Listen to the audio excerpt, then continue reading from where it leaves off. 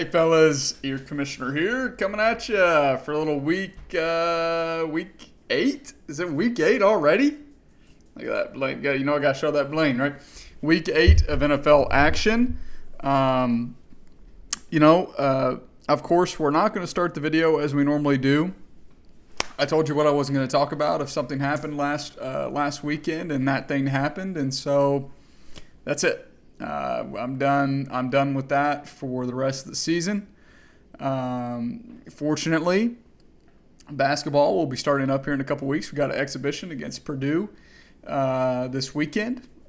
Should be a good game. Hopefully, we beat that ass. Unlike whenever we went to Texas last year and got our ass beat. Looking forward to it. So, anyways, let's just go ahead here, get into a recap of last week's games. Back in the saddle here, halfway through the regular season. I can't believe it. We're already halfway through. It's crazy to me. Brody, what are you doing? No. We have 7 regular season games left, guys. It's, savor it now. We're starting to see some cream rise to the top and kind of things even out a little bit, and who's a real contender and who's a real pretender, if you know what I mean. And we certainly have a few of those. And it really, I was just thinking about this as I started the video, how it's kind of sad how easy it's gotten me. Like, whenever the first couple of videos, like, it was a struggle to try to figure out how to put this thing on correctly to get it to show.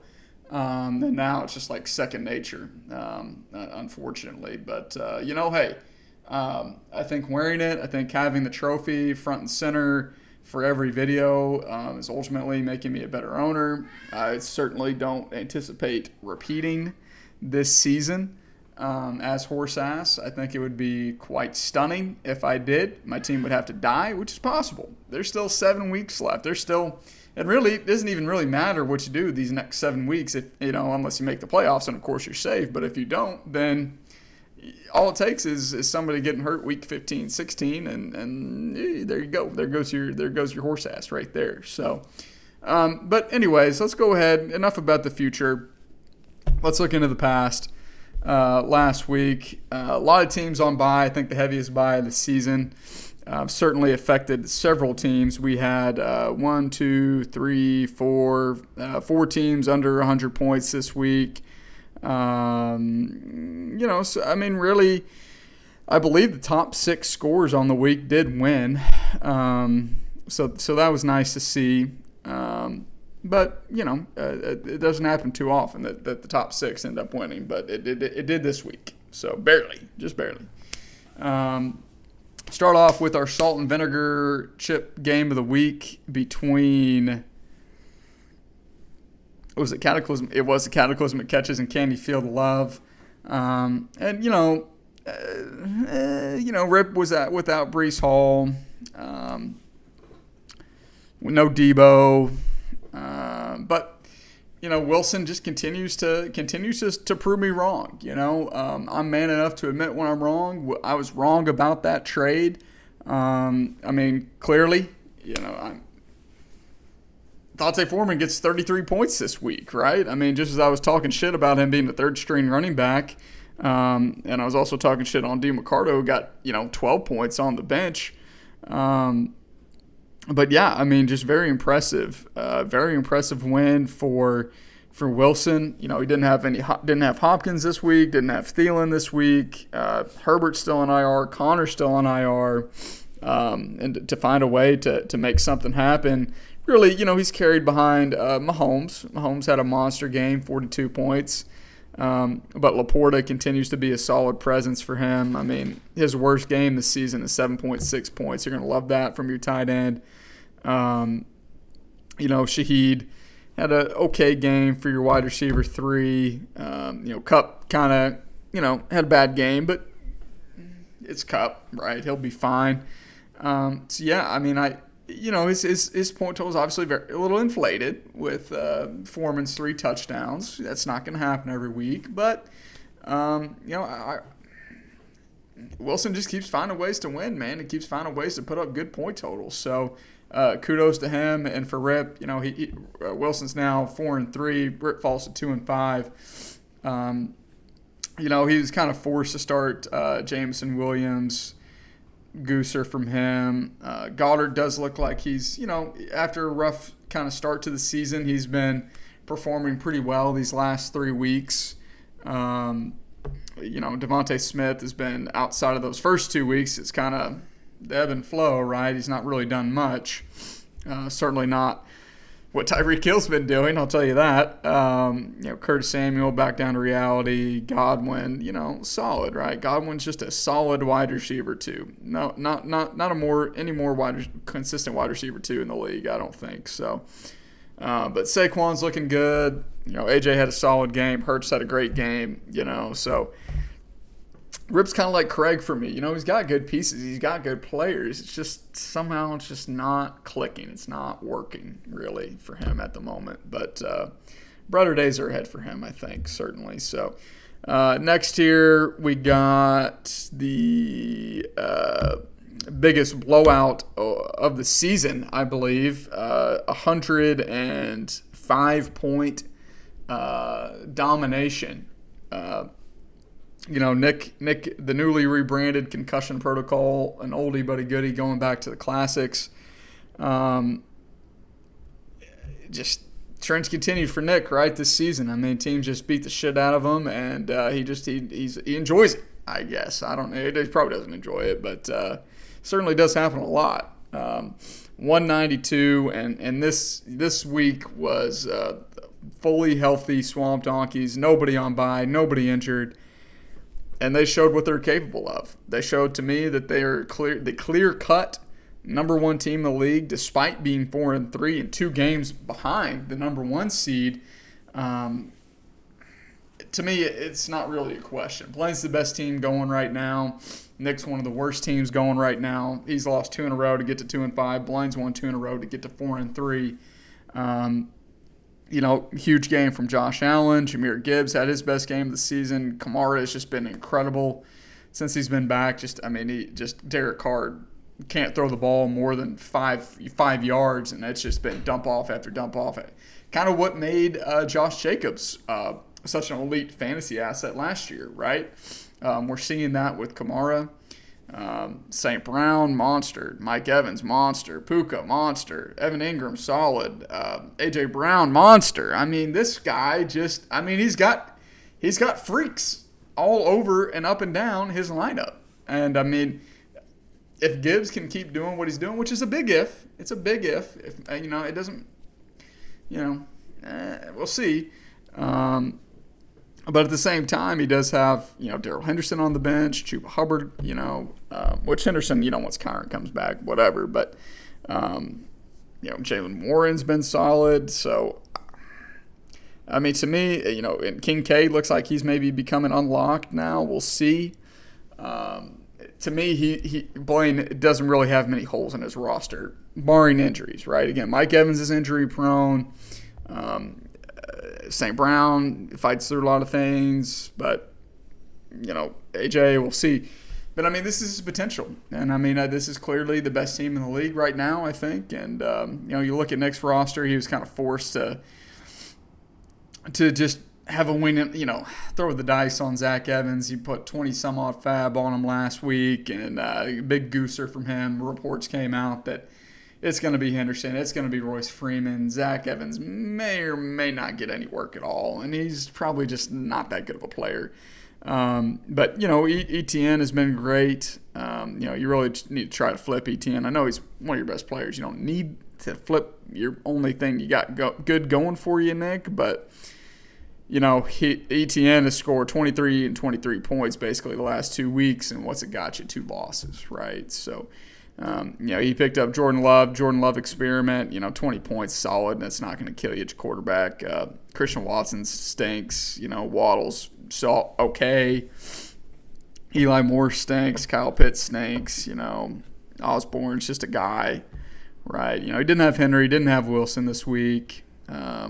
Tutu, all he does is catch touchdowns, this guy. It's unbelievable. Basically stole a touchdown, I think, from Cup or somebody, I can't remember who it was, but no A-Rich, no Montgomery. Montgomery might be back in a week or two. We'll see. So better days might be ahead for Nick, but certainly not looking good at the moment. Next here we got father figures in the McConkners. Ford, boy, he's in full spiral. He's in a full death spiral right now. I believe he has scored under 100 points. Let me just see here. I looked this up. I forgot it. 4 of the 7 games we've played, he has scored below 100 points. One of those was at 108.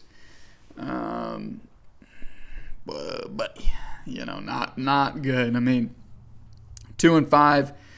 I say very easily could be 1-6, right? But he got a win at 90, but he also got a loss at like 132, which is going to get you a win most weeks. So I think a 2-5 is a good record, good fair record for him. He's lost 3 in a row though. And don't look now, JD. I mean, started 1-4 or something like that. Is that correct, or was it not that bad of a start? Let me see. Let's see, 1, 2, 3. No, he was 1-3 to start the season, but now he's won 2 out of his last 3. Over 120 points to the last 3 weeks, right? So really, it's just ebbs and flows. I mean, he's either 120 plus, or he's sub 70, sub 75, So it's a very Jekyll and Hyde team for JD. A lot of volatility in his lineup, and it's not really what you want, right? I mean, Kirk Cousins, of course, had a good game. Jerome Ford, good game, but now he's hurt. DJ Moore, solid. Judy, solid. Gabe Davis, his stock is way down. Josh Downs, I mean, threw him in as a bye week replacement, and he's been a beast. I mean, it's been one of the best pickups, I think, of the season so far. Double digits in 4 of his last 5 games. He puts up 120 without CeeDee Lamb, without T. Higgins, without Dameon Pierce, without Joe Burrow, without Miles Sanders. His lineup basically was all bye. I mean, his whole bench was all byes other than Jeff Wilson coming back from injury. So this was the lineup he had. There was no decisions to be made here. But, hey, it all just happened to work out. They all clicked this week. And for Ford, Bijan apparently wasn't healthy. The Falcons didn't release that. Barely played. Only got 0.3 points. Granted, he didn't really have any other options on his bench other than Tank Bigsby, who got 0.2 points. And that would have been on a Thursday night, which, you're not going to do. So it's tough to get too upset about that. I mean, I guess he could have picked somebody else up instead. But, and Jigba looks like he's maybe emerging now. That was, no DK in the lineup. But Waller's been a beast. Pickens has been really good. Amari, toilet wide receiver. Hollywood's been kind of down these last couple weeks, and Kenny's been solid. Matt Stafford's been solid as well, but no Mixon for Ford this week. He really needs that 3-headed monster at running back to even have a prayer. And he needs Bijan to get healthy and have Arthur Smith actually use him. But we all know that that's not going to happen because Arthur Smith is a bad man. He's a bastard man, right? So, like I said, Ford's 2-5, lost 3 in a row, and you look at his bench. There's just not really anybody that you would ever want to have to put in there in your starting lineup. That's unfortunate for him. Might be horse ass again. We'll see. Next here, let's go with the closest game of the week between Suave Olave and the Dirty Birds of War. Of course, I was incorrect in my pick. I didn't really give it much analysis, but Savoy does win 116-112 to drop Plunk to 4-3. Suave gets on a 2-game winning streak to get to 6-1 after suffering a loss a couple weeks ago. His only loss of the season to the horse ass. Don't you forever forget it. Not a great game from either of these two guys. Just solid middle of the road production. But Drake London looks like he's been coming on for Plunk. Pittman's been a beast. He had like one catch for like 2 yards, and then busted coverage. Right, gets a 83-yard or 80-yard touchdown, something like that, to kind of inflate his day. I mean, it's crazy how one play can turn into like 15 points, right? It's nuts. He's forced to start Michael Wilson. He's just not that guy. He's not him. With Jamar Chase being on bye, Keenan had his probably worst game of the season so far. He did. James Cook was solid. Zach Moss looks like he's might be out of a job. He might be out of a job, and with no Achane in the near future, that second running back's going to be a little scary for Connor, But obviously Lamar really carried Connor this week to save him from really a pretty dog shit week. Lamar had 40 points. Outside of that, if he has an average game, I mean, Connor's down under 100 points. And you look at Savoy, he didn't have Nico. He didn't play. He refuses to play Gus Edwards. I get it, right? I get it, but of course, Gus goes for 21 points on his bench, which would have run up the score just a little bit more. You got to start Aaron Jones. You got to start Raheem Mostert, right? But Aaron Jones, this is exactly why I was scared to draft him, and I drafted Javonte Williams instead, because outside of that monster week 1, he's been hurt, and when he's been in the game, he's done next to nothing, right? Certainly not what you want from your RB1. But Diggs, another great game. Olave's looking like he's maybe getting a little bit. Palmer's been one of the best acquisitions so far this season, because Quentin Johnson is maybe the biggest bust. And I mean, he's the next Jalen Reagor, right? I mean, TCU just doesn't produce wide receivers, guys. They don't, right? I mean, it's crazy. Mark Andrews, monster game, right? Terry, good game, good solid game. So, Savoy's got a solid team. Those running backs definitely scare me, though. They really scare me because AJ's capable, but, I mean, if he can't get going in a bad Packers offense and Mostert, it's just a matter of time, right, till he gets dinged up and gets hurt. It's inevitable for him, right? There's no way he's going to go the whole season without missing a game. I'd be stunned. I would be stunned. But anyway, good for Savoy. He's 6-1. Maybe a little bit of a fraud, 6-1. But who's going to say that? I'm not saying that. Maybe some people are saying that. I'm not saying that right now, anyway. But he's 6-1, so credit where credit's due, right? Next here we got the Shade Dynasty, second highest point total of the week. 142 demolished Duncan. 142 to 87. Duncan falls to 3-4. D Shades won 2 in a row to get to 5-2. Going into Monday night, he was sitting at like 120, I think, a little under 120. Hey, Cleo. Here, you want to come here? You don't get the videos very often. Hey, there's Cleo. Oh, here we go. She's getting really big, probably since the last time you've seen her. She just eats and eats and eats. She might be a new contender for the Chunky Monkey, because, she's a big girl. Look at that.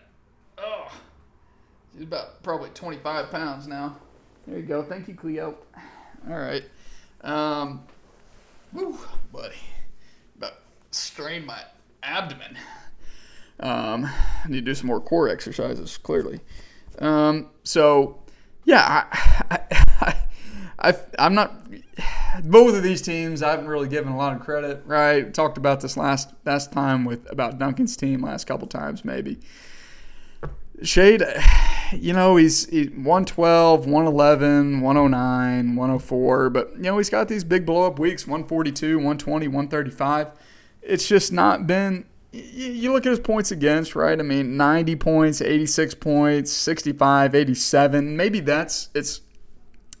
it's more just his opponents haven't really been giving him good games, and so it's causing me to respect his team a little bit less. To me, 5-2, I don't know that he's the second best team in the league. He's got Geno has been solid, not great this season. Pretty much 15 to 18 points. You're not going to win a championship with that as your quarterback production. I can just guarantee you that. But McCaffrey continues to be a beast, right?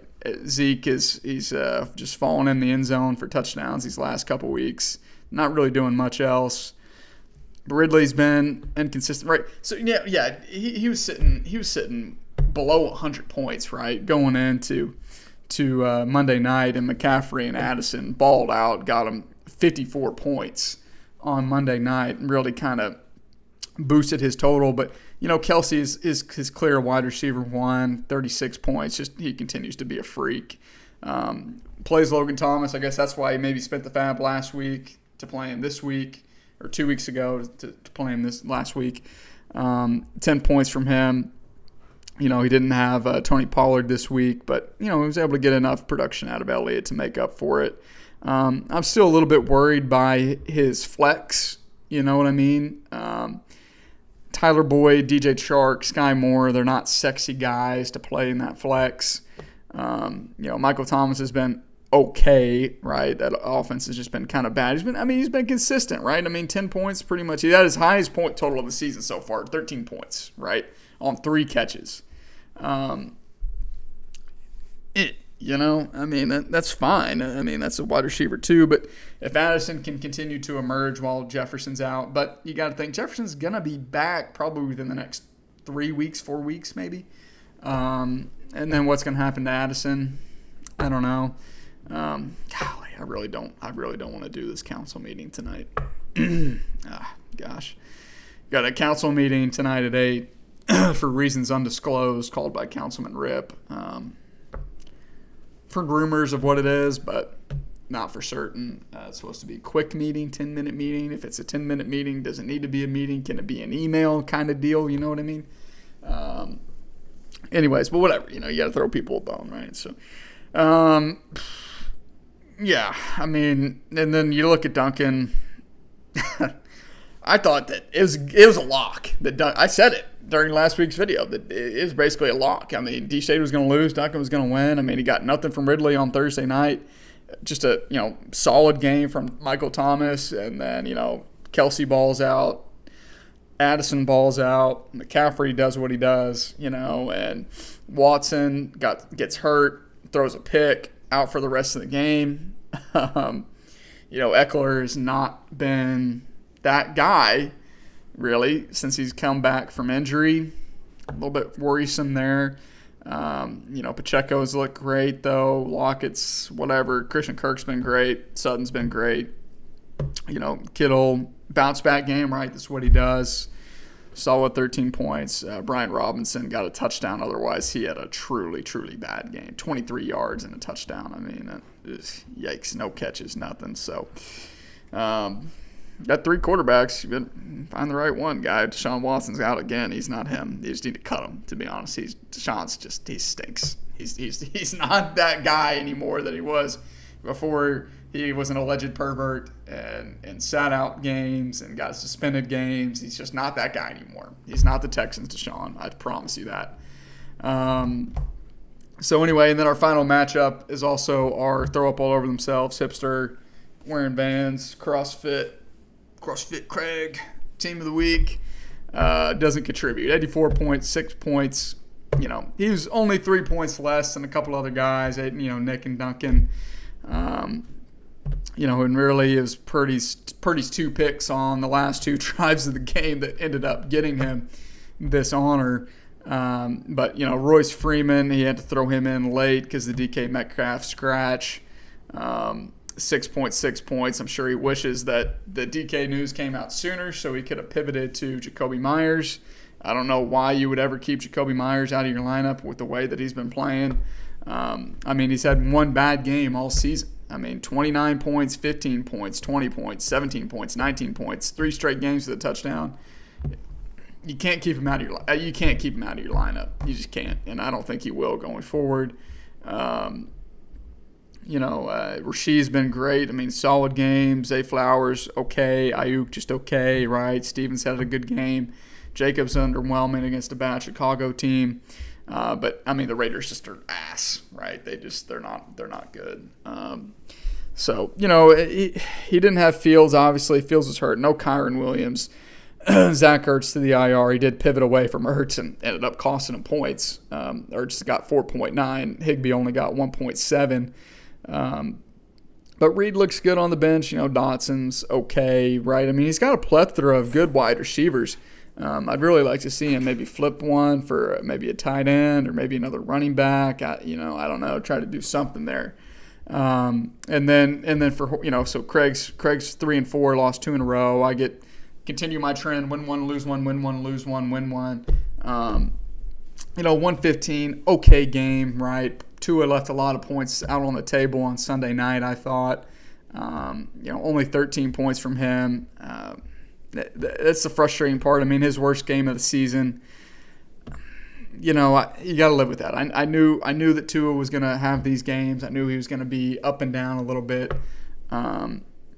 Madison looks like he looked good the first 2 drives. And for whatever reason, he got a little bit banged up, and maybe that was it of why Cam Akers got so much run. I don't really give a fuck who it is. I've got them both. I just need it to be one or the other, right? I don't need a 50-50 headache timeshare, right? The Minnesota offense, especially the run offense, is not good enough for that. I can't live with what happened this week where Madison got 6 points, Akers got 8 points, right? I don't need that. I need one or the other to just be the guy, be him. But JT looks like, hey, JT is him, right? He's back. He's looking good. Tyreek, of course, is a beast. Deontay's first came back, solid return. Devontae, squeaky wheel game, lasted all of the first drive. He got all 5 targets, all 5 throws were to him on the first drive. And then after that, he got like 2 catches the rest of the game. So 12.7 points, not what I need from him. I need him and Tyreek scoring 20 points every single week, or at least 15, right? At least 15 points every single week. So, Hawkinson had a great game on Monday night. He got a little bit banged up, but didn't practice this week. Foot injury. He was in and out. That's kind of what Hawkinson does. I'm sure he'll be fine. If he's not, I'm fucked. So, and then I played Wandale over several other guys, and of course he got 1 catch for 22 yards, so that didn't really pan out. But, the team's solid, right? I mean, I think we're upper half of the league for sure, talent-wise.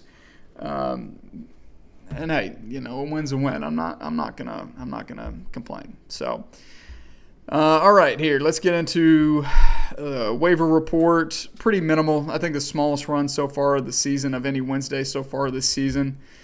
Pierre Strong was a number 1 pickup. Nick's just grasping at straws, trying to find something at running back. Third string running back for the Patriots. Oh, no, he's on the Browns. I'm sorry. I forgot that. Potentially, I mean, Hunt might not play. Ford's definitely not going to play. Hunt is probably going to play, but Brody, no. So, maybe RB2, maybe can get a little something going.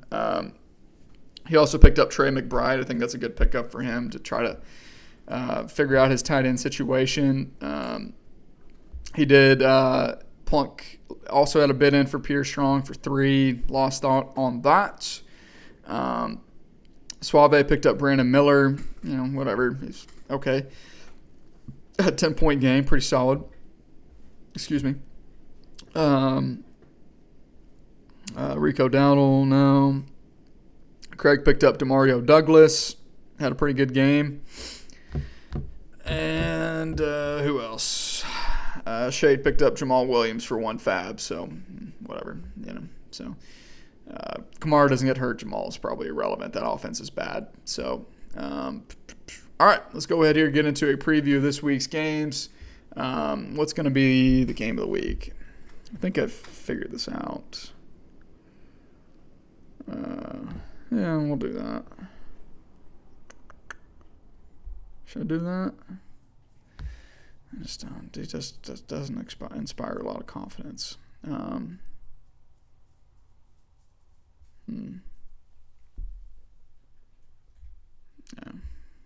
can't do that one. Yeah, we'll do that. Okay. Start off here. Horse Ass versus Can You Feel the Love? I'm projected to win 132 to 118. You know, Rip's record, right? It's easy to just look ahead, right? Look ahead to the next week. I've looked ahead, right? I've looked at my schedule. I know who I've got over the next few weeks, and I need to buck the trend. I need to stop doing this bullshit. I need to create some separation from the middle of the league, because you stay in that middle and anything can happen. Weird shit happens, right? You put up 130 and lose. I mean, you put up 90 and get a win, right? I mean, teams put up 90 and get a win. I mean, it's the further away you can get from that middle, the better off you will be. I don't know if this team's going to win a championship as currently constructed. Probably wouldn't. I think it's certainly good enough to be in the playoffs. I certainly think it's not bad enough to win the horse ass, but you just don't want to take that risk. All right. So, because I'm sure I certainly thought that around this time last season too. So, but I mean, Rip's got a lot of juicy matchups this week. He's got a lot of guys that are questionable, but probably should play, will play. Looks like Debo's probably going to be out again. Roschon Johnson might be back. Probably wouldn't play him.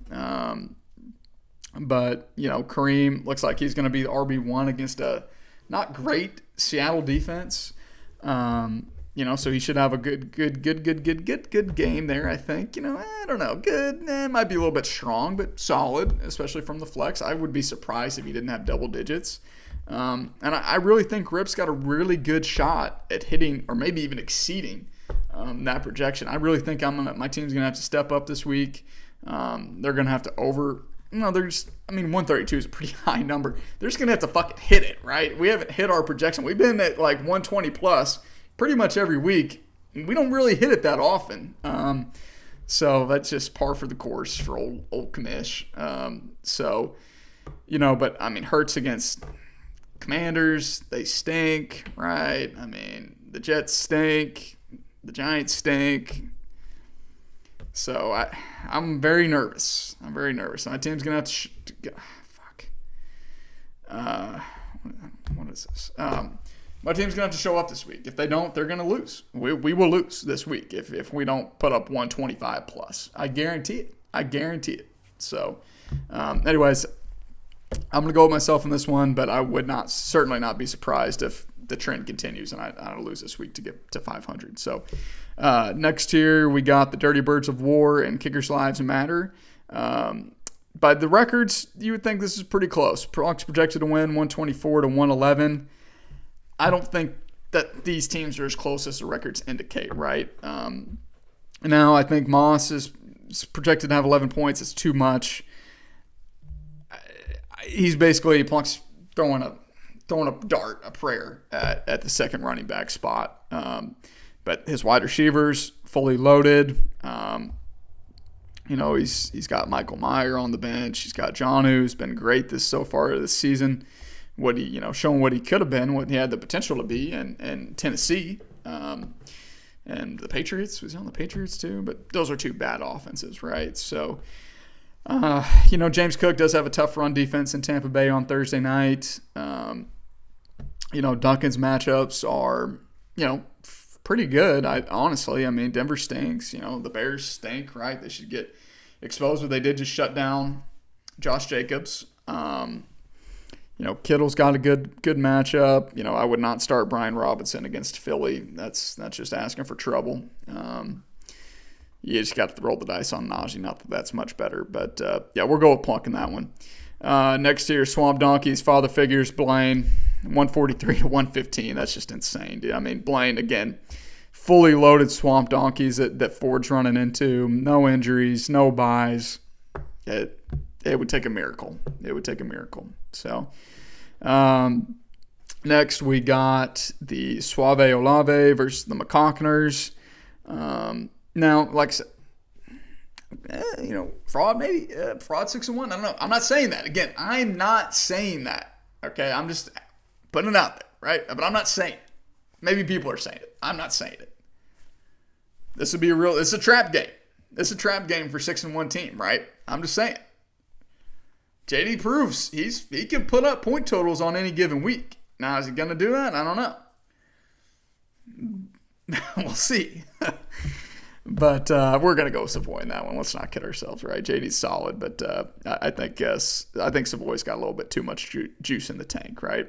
Fully loaded, no buys this week. No, of course nobody has buys this week, but shouldn't have any injuries. So yeah, we'll go with Savoy for that one.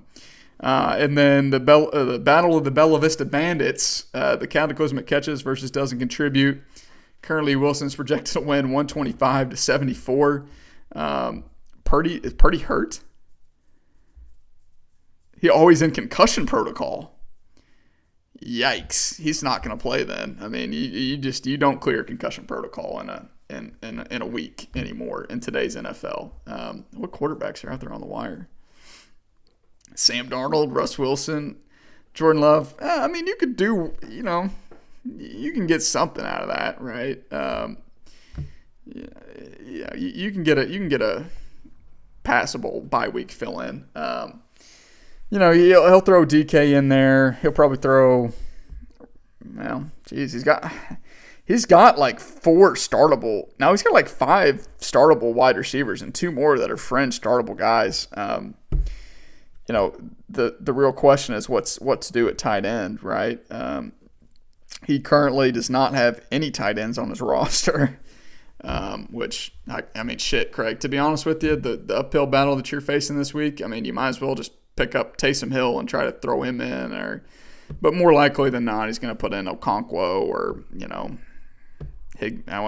why would you cut Higbee if you're going to play him, right? So we're going to go with Wilson in that one. I think that this one could get ugly. All right, and then that brings us to our game of the week. I got no idea what the sponsor is going to be.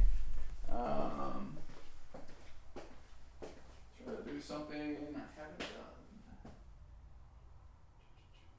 Why not? We'll do this.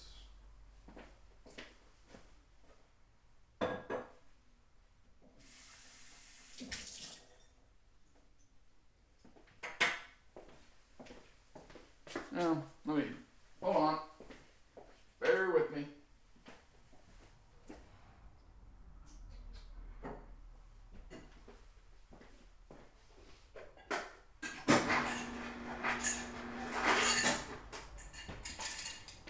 Excuse me. Thank you. Our Screwball peanut butter whiskey game of the week. Screwball. It would have been fitting if I probably should have held on to this until Craig was the game of the week because he did put me onto this. So shout out Craig. This was the official part of the official signature drink, the Kamish, at the wedding of the century. Screwball peanut butter whiskey to the Misfits, Black Sheep, and Screwballs. Right, that's me. That's me to a T. Right. Whiskey with natural flavors. It's 70 proof, so about 35% alcohol by volume. So, it's pretty easy, pretty smooth. Oh, wow, I never even realized this on the inside of the bottle here. The story of Screwball. We didn't just create peanut butter whiskey, we perfected it. Screwball began as a best-selling cocktail at our bar, a haven for misfits and black sheep, and we're not exactly unfamiliar with being black sheep in the whiskey world ourselves. I'm a bit of a scientist myself. If you haven't played the new Spider-Man 2 game, highly recommend. Beautiful game, fantastic. I've only played like an hour of it so far, but it's amazing. As husband and wife team, Steve, a Cambodian refugee, and Brittany, a female entrepreneur, we took a little, and then I can't read the rest. So stay tuned, right? Maybe we'll come back with this at the end of the season after I finish this bottle. So, anyways, peanut butter whiskey, the Screwball, the official peanut butter whiskey of the Bring That Wood Fantasy Football League. Of course, on ice. Glug, glug, glug, glug, glug, glug, glug. Cheers.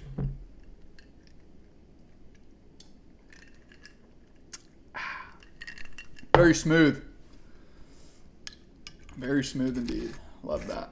Love that stuff. Hadn't even really got a chance to get cold yet, from the ice, but still okay.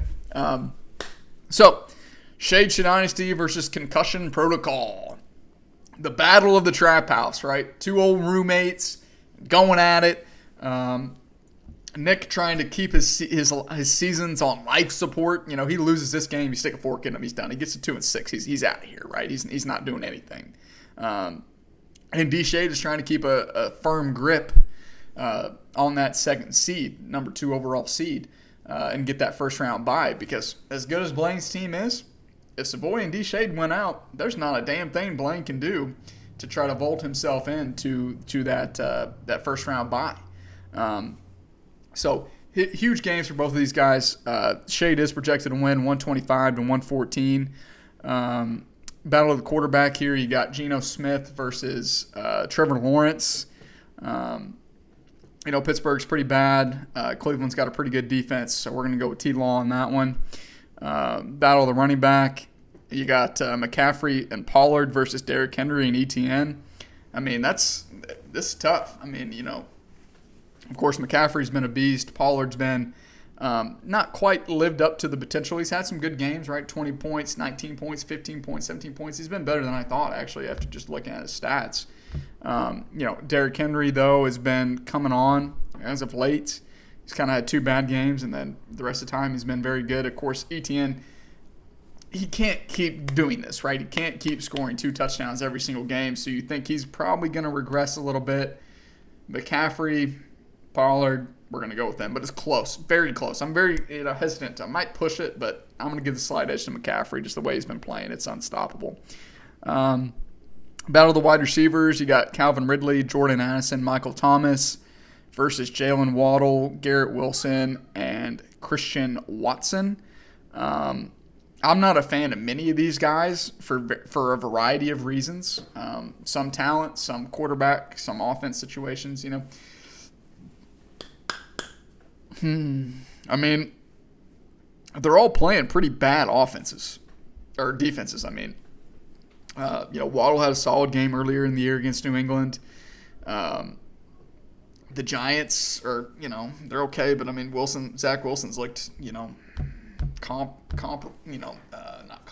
competent at quarterback. Minnesota's defense is okay, I don't know, man. That's tough. I'm going to push. I don't have a strong indication one way or the other with any of these guys. Tight end, Kelsey Ferguson. Kelsey, come on. And then battle of flex, you got KJ Osborne and Tyler Boyd. 2 guys that, you're just kind of hoping they get a touchdown. So we'll go with KJ. We'll go with KJ in that one. All right. Overall, though, who's going to win?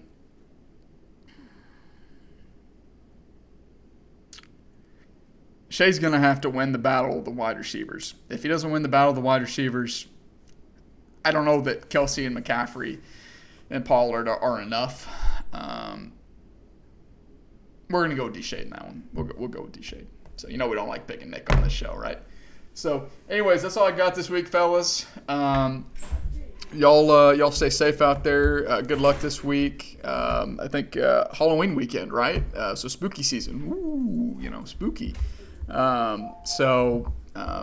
Be very safe if you're going to any parties, doing any events, and whoa, geez, slamming doors here. Okay. And as always, Woo Pig.